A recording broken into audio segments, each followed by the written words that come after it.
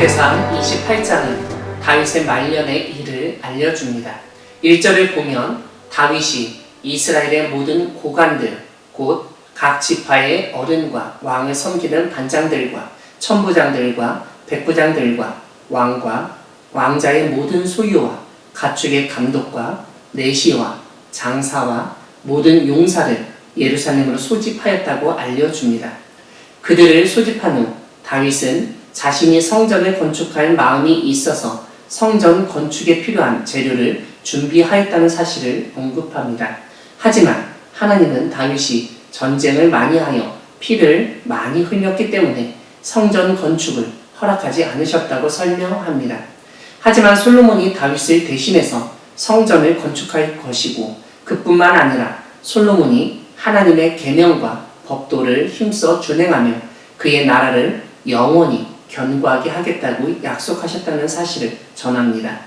그래서 다윗은 온 이스라엘, 여호와의 회중이 보는 데에서, 그리고 하나님이 들으시는 데에서 하나님의 모든 계명을 구하여 지키기로 맹세하도록 합니다.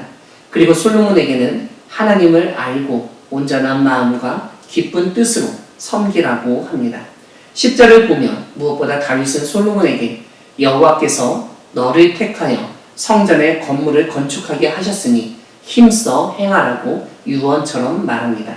오늘 본문 뒷부분은 성경 다른 곳에서 볼 수 없는 이야기를 알려줍니다. 다름 아니라 다윗이 성전의 복도와 그 집들과 그 곡간과 다락과 골방과 속죄소의 설계도를 솔로몬에게 주었다는 내용입니다. 다윗이 단순히 성전 건축을 위한 재료만 준비한 것이 아니라 건축을 위해서 설계도까지도 만들었다는 것입니다. 13절 이하는 다윗이 그동안 행했던 일들을 솔로몬에게 양도하는 절차를 보여줍니다. 제사장과 레위 사람의 반열과 여호와의 성전에서 섬기는 모든 일과 여호와의 성전을 섬기는 데 쓰는 모든 그릇의 양식을 솔로몬에게 설명합니다. 그뿐만 아니라 다윗은 모든 섬기는 데 쓰는 금 기구를 만들 금의 무게와 모든 섬기는 데 쓰는 은 기구를 만드는 은의 무게를 정하였습니다. 18절을 보면 향단에 쓸 순금과 수레, 곧 금그룹의 설계도대로 만들 금의 무게를 정해 주었습니다.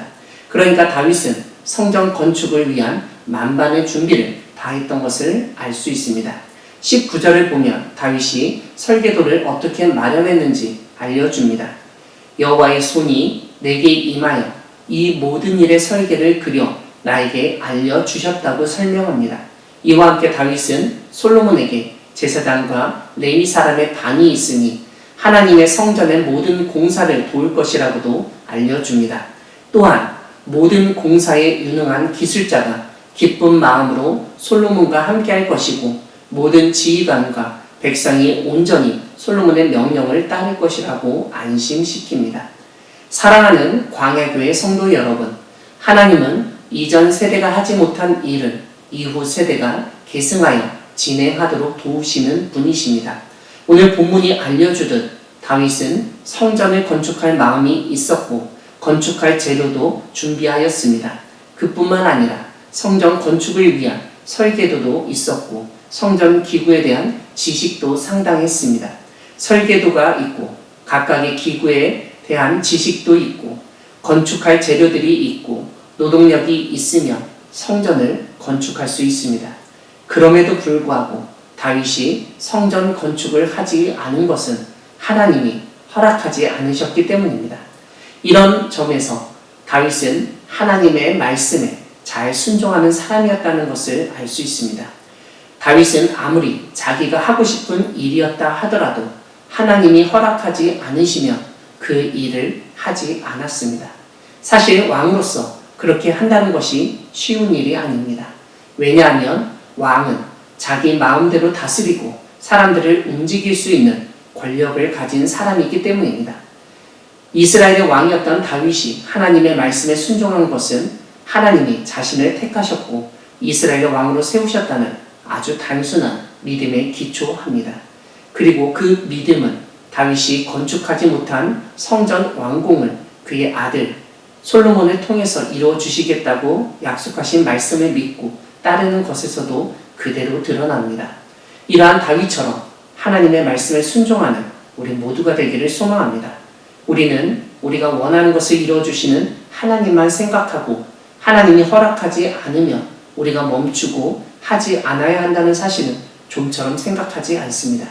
그런 우리에게 오늘 말씀은 우리가 나 중심의 신앙에서 하나님 중심의 신앙으로 변화해야 함을 알려줍니다.